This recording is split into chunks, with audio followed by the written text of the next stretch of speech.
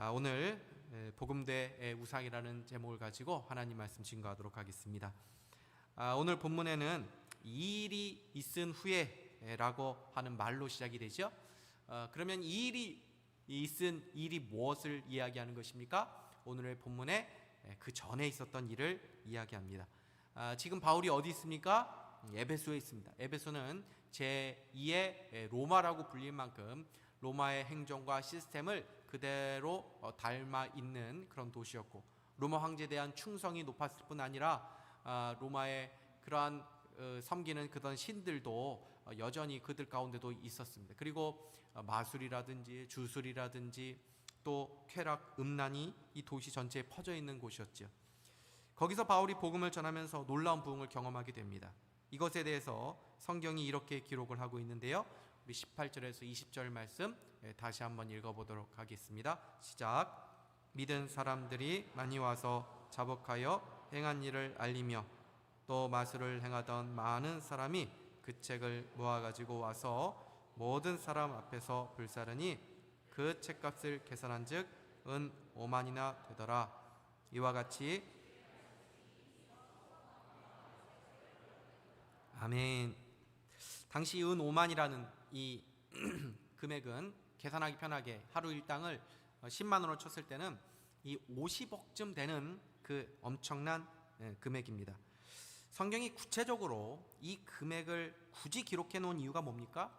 복음의 능력이 얼마나 대단한지를 보여주기 위함인 거죠. 여러분, 50억입니다. 결코 적은 액수가 아닙니다. 감리교단을 세운 이 존 웨슬리 목사님은 이런 말을 남겼다고 합니다.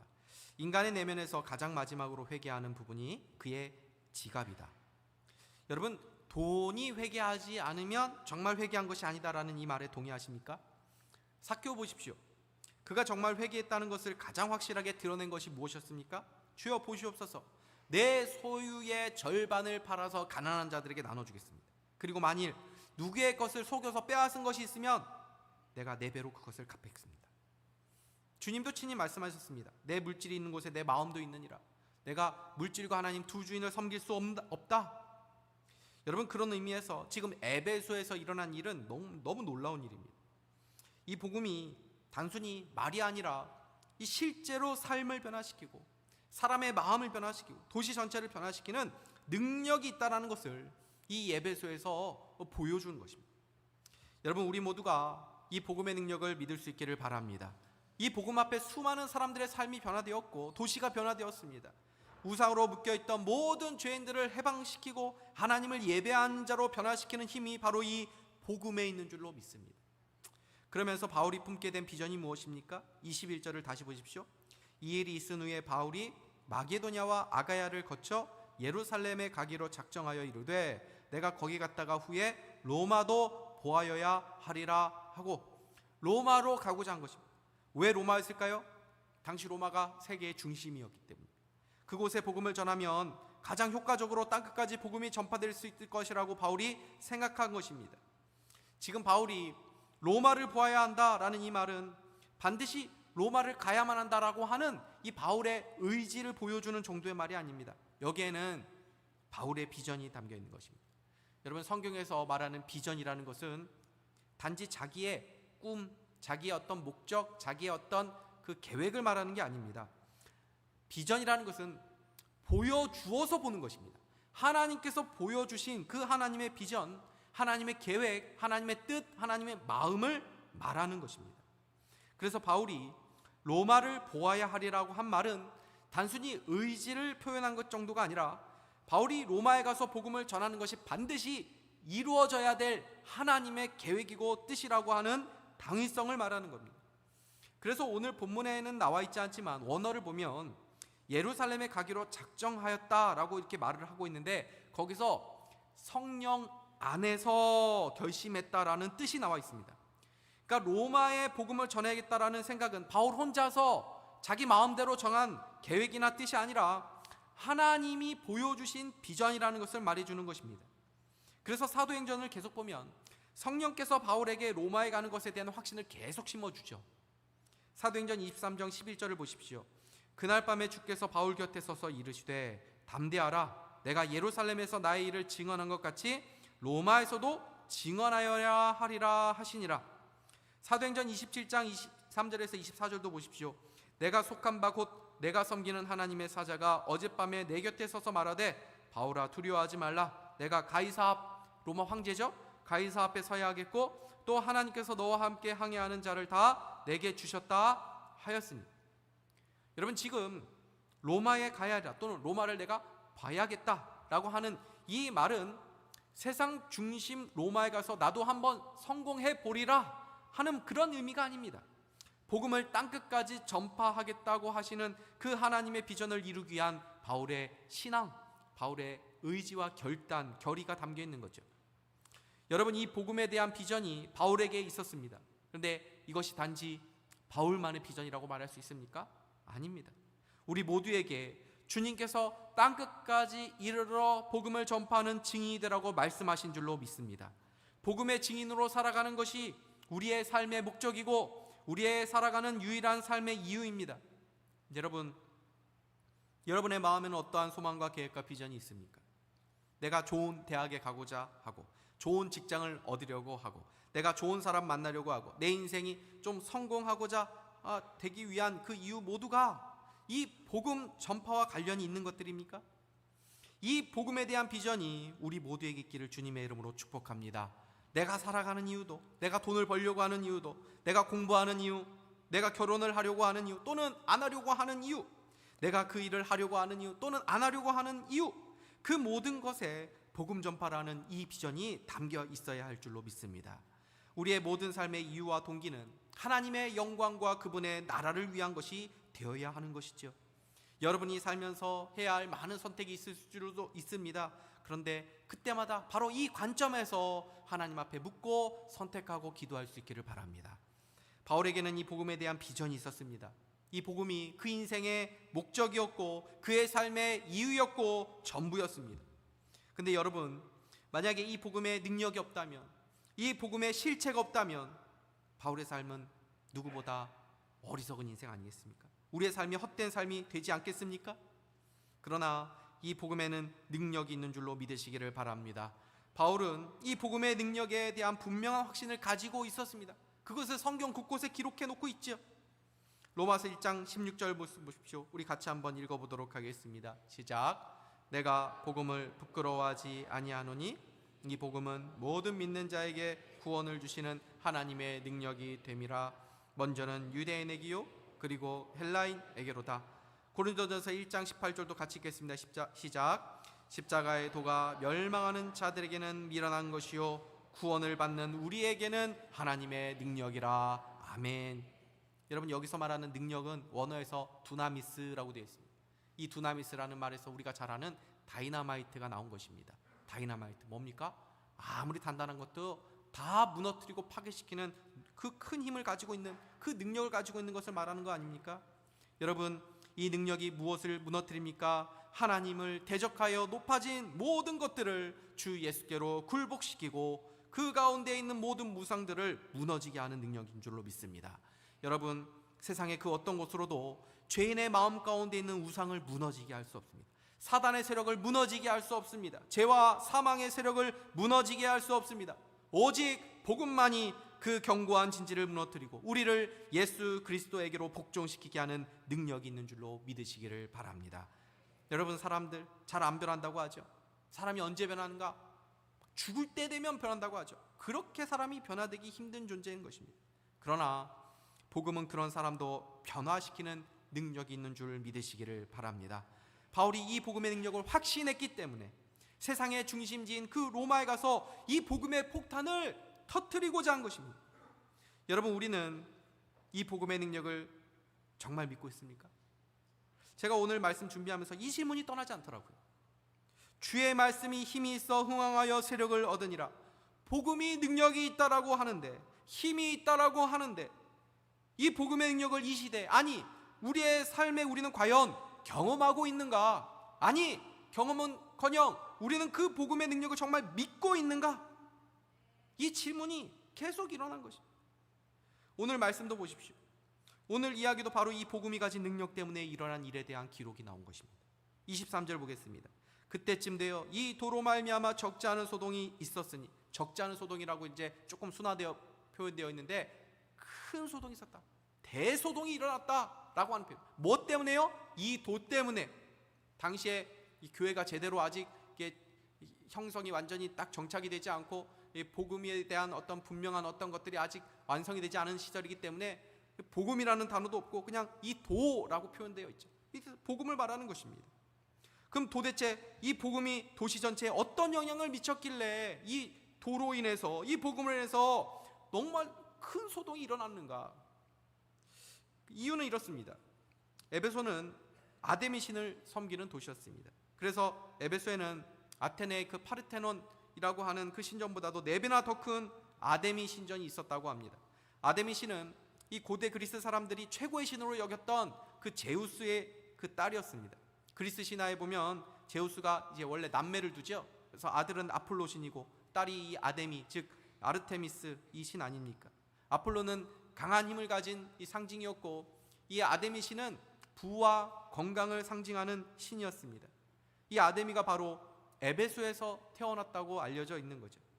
그래서 에베소의 주화에는 이 아데미 신상이 그려져 있었습니다. 그러니까 자연히 이 에베소 도시에는 이 아데미 신과 관련된 이 직업들도 많고 그것과 관련된 비즈니스도 많은 도시였습니다. 그걸로 도시 전체가 많은 소득을 벌어들이고 있었습니다.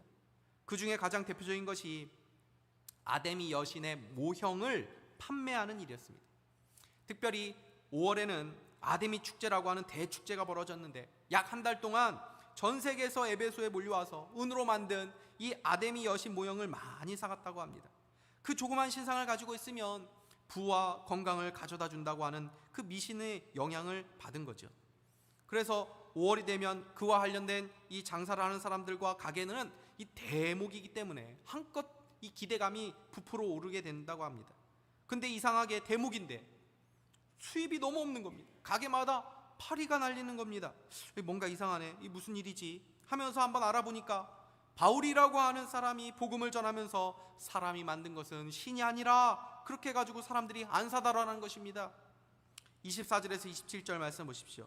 즉 데메드리오라 하는 어떤 은장색이 은으로 아데미의 신상 모형을 만들어 직공들에게 적지 않은 벌이를 하게 하더니 그가 그 직공들과 그러한 영업하는 자들을 모아 이르되 여러분도 알거니와 우리의 풍족한 생활이 이 생업에 있는데 이 바울이 에베소뿐 아니라 거의 전 아시아를 통하여 수많은 사람을 권유하여 말하되 사람의 손으로 만든 것은 신이 아니라 하니 이는 그대들도 보고 들은 것이라 우리의 이 영업이 천하여질 위험이 있을 뿐 아니라 큰 여신 아데미의 신전도 무시당하게 되고 온 아시아와 천하가 위하는 그의 위엄도 떨어질까 하노라 하더라. 데메드리오라고 하는 사람이 나오는데 이 사람 지금 말하면은 무슨 조합의 어떤 조합장, 어떤 상인협회 회장 정도 되는 사람으로 보입니다. 이 사람이 나서서 이제 사람들을 선동하고 있죠. 그와 관련된 일을 하는 사람들을 다 모아가지고 이야기하고 있는 것입니다.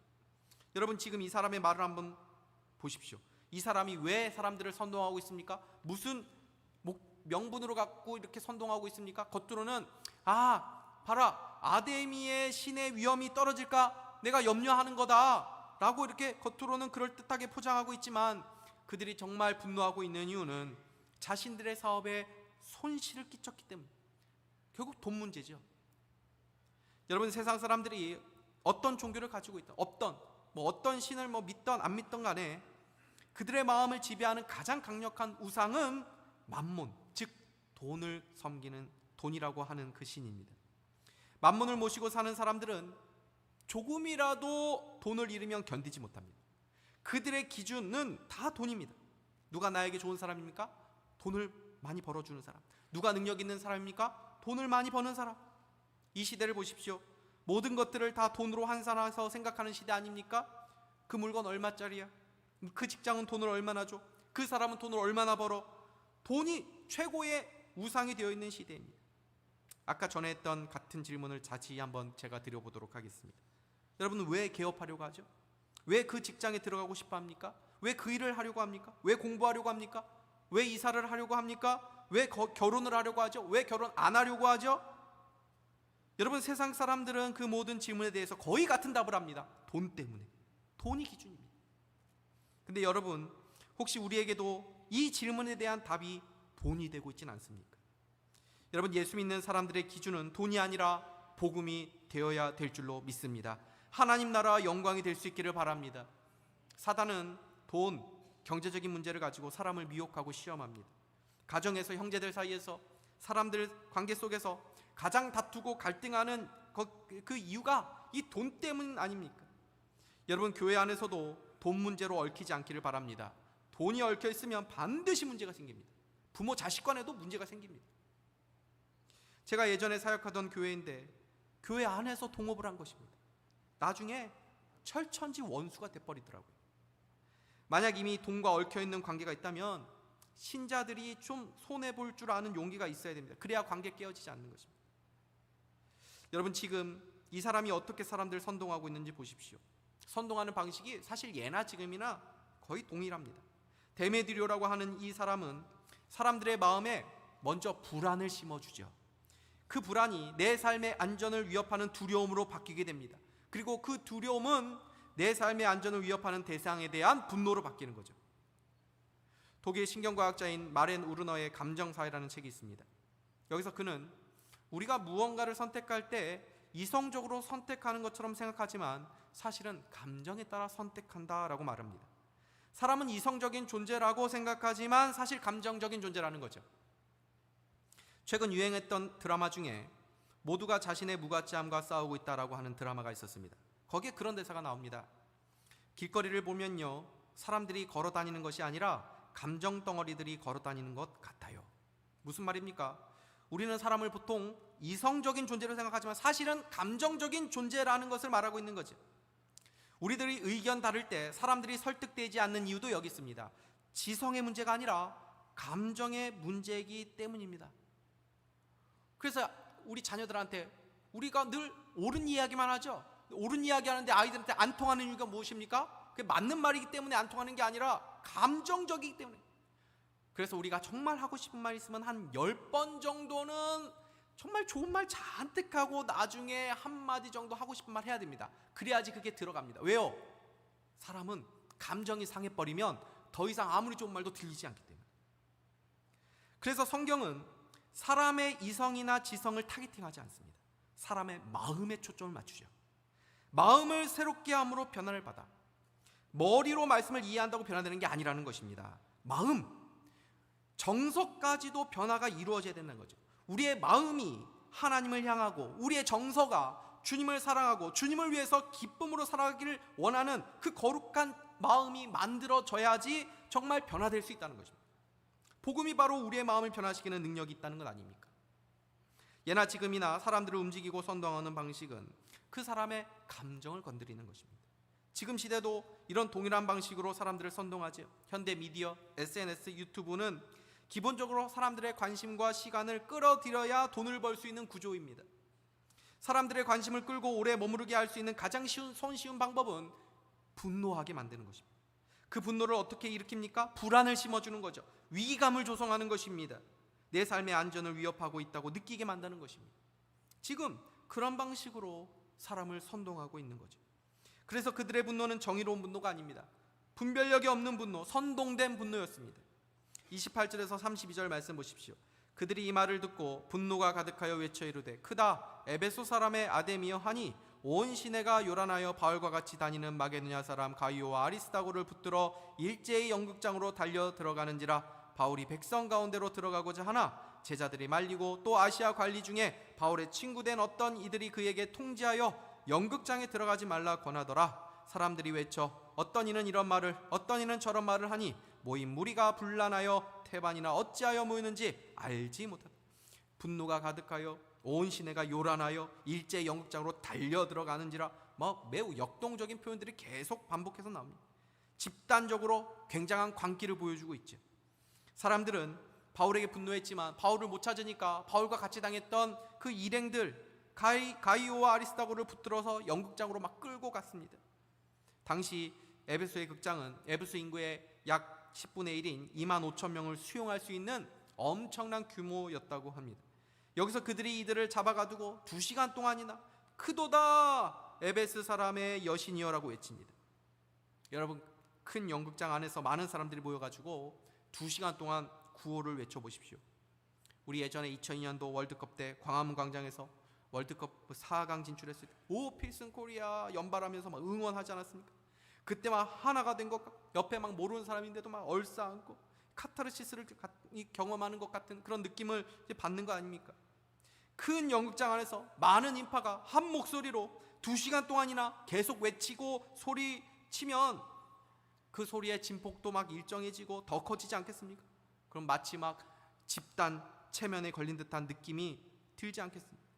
그러니까 성경에 뭐라고 되어 있냐면 이 사람들이 나중에 여기에 왜 모였는지, 우리가 여기 어떻게 모였는지, 무슨 목적으로 여기 모였는지 알지 못했다고 나옵니다. 그러니까 몇몇 사람들 빼고 태반의 사람들이 아무 이유도 없이 거기에 있는 겁니다.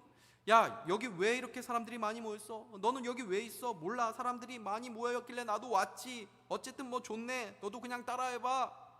크도다 에베소 사람의 아데미여 하면서 영문도 모른 채 태반의 사람들이 그러고 있었다는 것입니다. 전형적인 선동이죠. 독일 대중 선동가였던 폴 요셉 괴벨스라는 사람이 이런 말을 남겼습니다. 대중은 거짓말을 처음에는 부정하고 그 다음에는 의심하지만 되풀이하면 결국은 믿게 된다. 지금 이들의 분노에는 실체가 없습니다. 실체가 없지만 그것을 계속 이야기하니까 마치 실체가 있는 것처럼 믿게 되는 거죠. 여러분, 이것이 바로 이단 사이비의 전형적인 특징 아닙니까? 능력이 없습니다. 실체가 없습니다. 진리가 아닙니다. 그냥 크도다 아데미의 신이여라고 외칠 뿐입니다. 매우 열정적으로 외칩니다. 그러나 아무리 그 이름을 불러도 아데미 여신이 그들을 도울 수 없습니다. 왜요? 우상은 사람이 만든 것이고 우상은 허상이기 때문에. 이단들 전도하는 것 보십시오. 얼마나 열심입니까? 그러나 헛수고 그들의 시간과 그들의 삶을 들여서 사이비 교주의 배를 채워줄 뿐이죠. 이 큰 연극장에 수많은 사람들이 모여서 그런 집회를 하고 있으니까 에베소에 난리가 났습니다. 자연히 에베소 관리하는 관리인에게 알려졌겠죠. 오늘 성경에 서기장으로 나오는데 이 사람은 총독의 임명을 받은 꽤나 높은 그 보직에 있는 그런 에베소를 관리하는 관리자입니다. 그래서 자기가 관리하는 에베소에 문제가 생기면 안 되니까 그 사태를 수습하기 위해서 온 것입니다. 이 사람이 이렇게 이야기하죠. 35절에서 41절 말씀 보십시오. 서기장이 무리를 진정시키고 이르되 에베소 사람들아, 에베소의 씨가 큰 아데미와 제우스에게서 내려온 우상의 신전지기가 된 줄을 누가 알지 못하겠느냐. 이 일이 그렇지 않다 할 수 없으니 너희가 가만히 있어서 무엇이든지 경솔히 아니하여야 하리라. 신전의 물건을 도둑질하지도 아니하였고 우리 여신을 비방하지도 아니한 이 사람들을 너희가 붙잡아왔으니 만일 데메드리오와 그와 함께 있는 직공들이 누구에게 고발할 것이 있으면 재판날도 있고 총독들도 있으니 피차 고소할 것이요 만일 그 외에 무엇을 원하면 정식으로 민회에서 결정할지라. 오늘 아무 까닭도 없는 이 일에 우리가 소요 사건으로 책망받을 위험이 있고 우리는 이 불법 집회에 관하여 보고할 자료가 없다 하고 이에 이 모임을 흩어지게 하니라. 이 사람이 일단 무리를 진정시킵니다. 먼저 뭐라고 말하냐면 에베소가 아데미 신을 수호하는 그 도시라는 사실을 모르는 사람 누가 있니? 뭐 그 사람들이 뭐 이렇게 저렇게 말을 한다고 해가지고 뭐 그게 뭐 그렇게 너희들이 뭐 아데미 신의 뭐 위상이 떨어진다고 하는데 그렇다고 뭐 위상이 떨어지는 것 아니지 않느냐 하면서 그 사람들의 비위를 적당히 맞추면서 먼저 진정시키는 것입니다. 그러면서 하는 말이 뭡니까? 바울의 일행을 너희들이 마음대로 처리하면 불법이 된다는 거죠. 지금 이렇게 끌고 온 것 성급하고 경솔한 짓 하는 것이라는 거죠. 그러면서 바울의 일행들이 너희에게 피해 준 것이 있으면 법의 절차에 따라서 민원을 제기하거나 소송 얼마든지 할 수 있으니까 그렇게 법의 절차에 적법하게 따라서 하도록 하라는 것입니다. 그러면서 마지막에 은근히 겁을 주죠. 너희들 지금 이렇게 모인 것 불법 집회가 될 수 있어. 그러니까 불법 집회라는 이 말에 사람들이 겁을 먹게 돼요. 왜요? 거기 있는 사람들의 태반이 무슨 이유로 온지 모르는 사람들이. 그러니까 불법 집회라는 걸 딱 아는 순간 어떻게 됩니까? 아이고 여기가 불법 집회였어. 아이고 나도 잘못하면 걸릴 수 있겠네. 생각할 수 있죠. 그러니까 정신이 번쩍 들게 되는 것입니다. 결국 그들은 서기장의 이 말 한마디에 연기처럼 다 사라져버리게 됩니다. 여러분 보십시오. 엄청난 규모의 사람들이 모여서 굉장한 광기를 보여준 것 같습니다. 그래서 바울과 그 일행들에게 굉장한 위협을 보여준 것 같습니다. 그런데 그들 안에는 목숨을 걸고 지켜야 되는 진리가 없었습니다. 2시간 동안 위대한 아데미어라고 자신들이 믿는 그 신을 과시하며 외쳤지만 공허한 외침이었을 뿐입니다. 크도다 아데미어라고 외쳤지만 그 아데미 신 역시도 자신에게 손해가 된다면 얼마든지 팽개쳐 버릴 수 있는 그런 무가치한 신이라는 것을 그들이 보여준 거죠. 여러분, 오늘의 말씀을 살펴보면서 복음과 우상에 대한 대조가 계속 보이지 않습니까? 지난주에 제가 교회에 대한 말씀을 전하면서 디모데전서의 말씀을 전했습니다. 제가 이 말씀 준비하면서 지난주의 말씀과 오늘 말씀이 이 오버랩이 되더라고요. 지난주에 죽음을 얼마 앞둔 그 노년의 바울이 디모데에게 말씀 전하면서 복음에 관해서 그가 마지막으로 외친 그 외침이 무엇이었습니까? 디모데전서 3장 16절 보십시오. 그도다 경건의 비밀이여 그렇지 않다 하느니 없도다. 에베소 사람들이 아데미 신을 향해서 2시간이나 외친 구호가 무엇입니까? 그도다 에베소의 아데미여. 여러분, 이 대조가 보이십니까? 그도다 경건의 비밀이여 그도다 에베소의 아데미여. 여러분, 무엇이 진리입니까? 무엇이 참입니까? 누가 참신입니까? 우리가 믿는 예수 그리스도, 이분만이 참신이며 참 구원자시며 참 진리인 줄 믿으시기를 바랍니다. 우리가 믿는 복음이 진리이며 이 복음에는 놀라운 능력이 있는 줄 믿으시기를 바랍니다. 여러분, 에베소인들에게는 광기만 있었지 용기는 없었습니다. 분노만 있었지 분별은 없었습니다. 군중만 있었지 제자는 없었습니다. 충동만 있었지 충성은 없었습니다. 왜요? 그들에게는 진리가 없었기 때문입니다. 그들이 섬기는 신은 사람이 만든 신일 뿐이지 거기에는 능력이 없는 것입니다. 그러나 우리는 크신 우리 구주 예수 그리스도가 계십니다. 손으로 만들 수 없고 신전에 담을 수도 없고 형상으로 재현할 수 없는 크신 하나님이 계십니다. 이것이 바로 우리가 가진 복음의 능력이지. 여러분, 에베소 사람들이 아무것도 아닌 이 아데미 신을 위해서 2시간 동안 높이며 찬양을 했다면 참된 신이고 온 우주 만물의 창조주시며 지금도 모든 만물을 다스리고 통치하시는 살아계신 하나님을 우리가 마음을 다해 높이고 예배하고 찬양하는 것이 얼마나 당연한 일이 되겠습니까? 여러분, 이 세상을 살면서 주와 복음을 위해 나의 시간과 나의 물질 드리는 것이 가장 아깝지 않은 삶인 줄 믿으시기를 바랍니다. 주와 복음을 위해 헌신하는 것이 가장 귀한 줄로 믿으시기를 바랍니다. 사단은 주님을 위해 살아가는 삶을 자꾸 아깝게 느껴지게 만듭니다. 뭔가 이것이 공허한 것 아니냐, 헛된 것 아니냐라고 우리 마음 가운데 속삭입니다. 그래서 우리의 삶을 주와 복음을 위해서 남김없이 드리지 못하고 전부를 드리지 못하고 자꾸 조금 남겨두라고 속삭입니다. 그러나 자신의 삶을 주님을 위해 아낌없이 드린 자에게 하나님께서는 놀라운 복과 은혜를 주실 줄로 믿습니다. 그 은혜와 복이 바로 하나님 그분 자신을 얻는 것입니다. 예수 그리스도를 얻는 것입니다.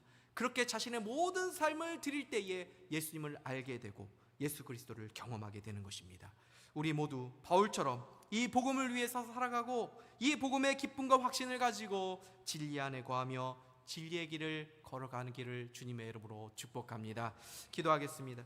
하나님 아버지, 감사합니다. 오늘도 말씀을 통해서 우리가 믿는 이 복음의 능력을 다시 한번 믿게 하여 주시고 깨닫게 하여 주시고 우리가 걷는 이 길, 이 진리가 헛된 것이 아니라는 그 용기와 또 위로를 우리에게 허락하여 주셔서 힘있게 우리에게 주신 이 복음의 길을 걸어갈 수 있도록 인도하여 주셨사오니 이 시간 우리가 이 복음에 대한 큰 확신을 붙잡고 남은 삶 주와 복음을 위해 살아가는 복된 삶 되도록 인도하여 주시옵소서. 예수 그리스도의 이름으로 기도하옵나이다. 아멘.